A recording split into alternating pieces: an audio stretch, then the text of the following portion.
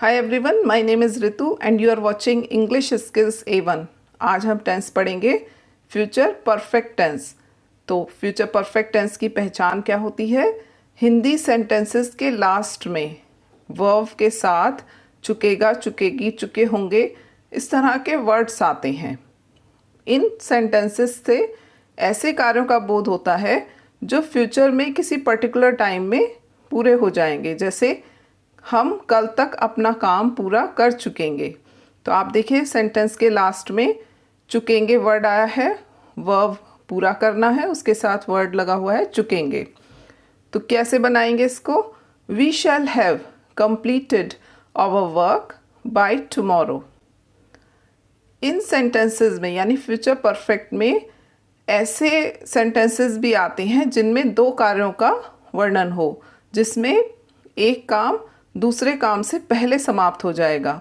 जैसे उसके आने से पहले ही मैं स्टेशन पहुंच चुका होऊंगा। तो आप इसमें देखिए कि फ्यूचर में समाप्त होने वाले दो कामों का इसमें वर्णन किया गया है। एक काम दूसरे काम से पहले समाप्त हो रहा है। मैं स्टेशन पहुंच चुका होऊंगा, यह पहले होगा काम, और वो आएगा, यह काम बाद में समाप्त होगा। और दो सेंटेंसेस पहले ही से जुड़े हुए हैं। तो हम जो काम पहले समाप्त होगा उसमें फ्यूचर परफेक्ट यानी will have, shall have plus verb की थर्ड फॉर्म लगाएंगे, और जो काम बाद में समाप्त होगा उसमें प्रेजेंट इंडेफिनिट यानी सिंगुलर सब्जेक्ट्स के साथ वर्ब में SAIS और प्लूरल के साथ वर्ब की बेस फॉर्म लगाएंगे। तो क्या होगा इसका? I shall have reached the station before he comes. इनको बनाने के रूल्स एक बार डिटेल में देख लेते हैं।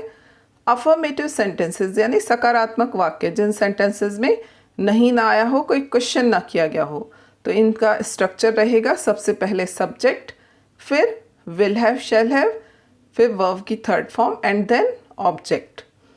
तो अगर सेंटेंसेस सिंपल हैं यानी केवल एक काम का होना पाया जा रहा है, तो उसमें हम सब्जेक्ट के बाद विल हैव, शैल हैव लिखेंगे, IB के साथ शैल हैव लिखेंगे, बाकी सभी सब्जेक्ट्स के साथ विल हैव, और वर्ब की थर्ड फॉर्म यानी पास्ट पार्टिसिपल फॉर्म लगाकर ऑब्जेक्ट या रेस्ट ऑफ द सेंटेंस लिखेंगे। तक के लिए हम बाय का यूज़ करते हैं। जैसे अगस्त तक हम अमेरिका से लौट आए होंगे। अब यह काम दिया हुआ है कि फ्यूचर में हम अगस्त तक लौट आएंगे अमेरिका से, तो फ्यूचर में समाप्त होना पाया जा रहा है इस काम का। तो कैसे ही बनाएंगे इसको हम? We shall have returned from America by August. We के साथ हमने शैल हैव का यूज़ किया है। वर्ब है हमारा लौटना, उसकी हमने थर्ड फॉर्म लगाई है रिटर्न्ड। अमेरिका से, फ्रॉम अमेरिका, और तक के लिए हमने यूज़ किया है बाय का। तो we shall have return from America by August. यदि सेंटेंस में दो कामों का होना पाया जाए और जिसमें कि एक काम दूसरे काम से पहले समाप्त हो जाएगा, फ्यूचर में एक काम दूसरे काम से पहले समाप्त हो जाएगा, तो ऐसे दो कार्यों का वर्णन हो, तो जो काम पहले समाप्त होगा उसमें हम फ्यूचर परफेक्ट टेंस लगाएंगे, और जो काम बाद में समाप्त होगा उसमें हम प्रेजेंट इंडेफिनिट टेंस लगाएंगे। तो पहले समाप्त होने वाले कार्य में फ्यूचर परफेक्ट यानी subject plus will have, shall have plus verb की थर्ड फॉर्म, और बाद में समाप्त होने वाले कार्य में प्रेजेंट इंडेफिनिट यानी सब्जेक्ट प्लस वर्ब की फर्स्ट फॉर्म में S या ES, या फिर अगर प्लूरल है सब्जेक्ट तो वर्ब की फर्स्ट फॉर्म। जैसे सूरज छिपने से पहले वे अपने घर पहुंच चुके होंगे। अब इस सेंटेंस में दो कार्यों का होना पाया जा रहा है कि ये दो कार्य फ्यूचर में समाप्त होंगे। एक काम दूसरे काम से पहले समाप्त होगा, यानी कि पहले कौन सा काम समाप्त हो रहा है?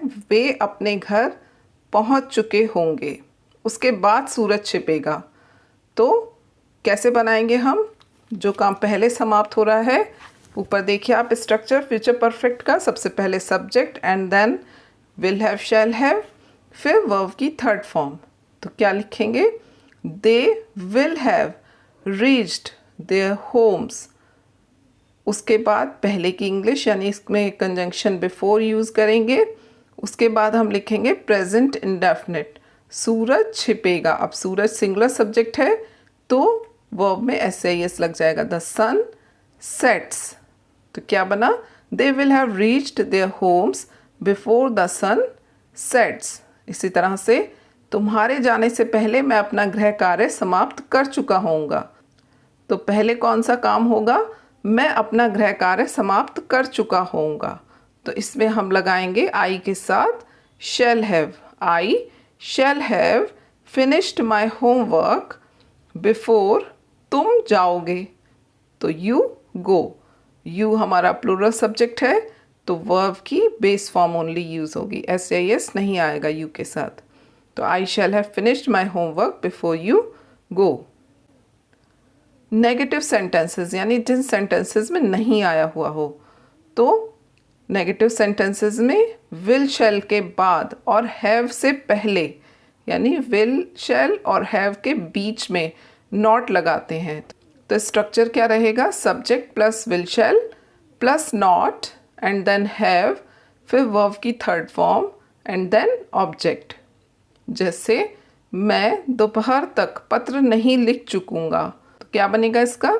आई shall not have written the letter by noon. तो शैल और हैव के बीच में नॉट आया, shall not have. I shall not have verb की third form written the letter, और तक के लिए हमने लगाया बाय, और दोपहर यानी noon. I shall not have written the letter by noon. अगर दो कार्यों का होना पाया जा रहा है तो स्ट्रक्चर क्या रहेगा? सबसे पहले सब्जेक्ट, फिर विल शैल, फिर not and then have, verb की third form and then object.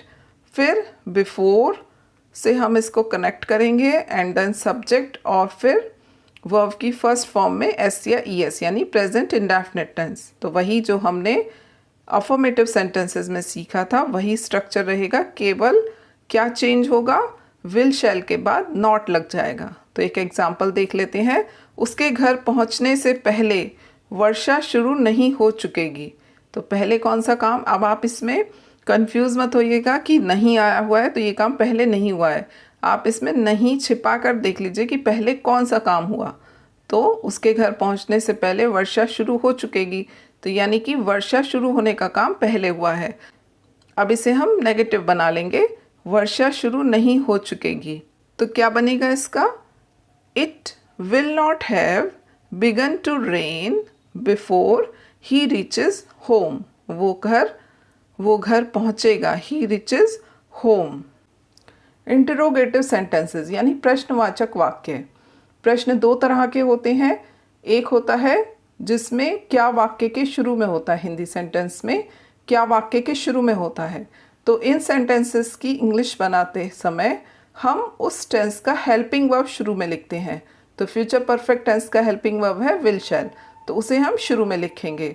तो क्या स्ट्रक्चर रहेगा? विल शैल प्लस सब्जेक्ट, और अगर नॉट भी है सेंटेंस में, नहीं भी है, तो सब्जेक्ट के बाद नॉट एंड देन हैव, और फिर वर्ब की third form and then object.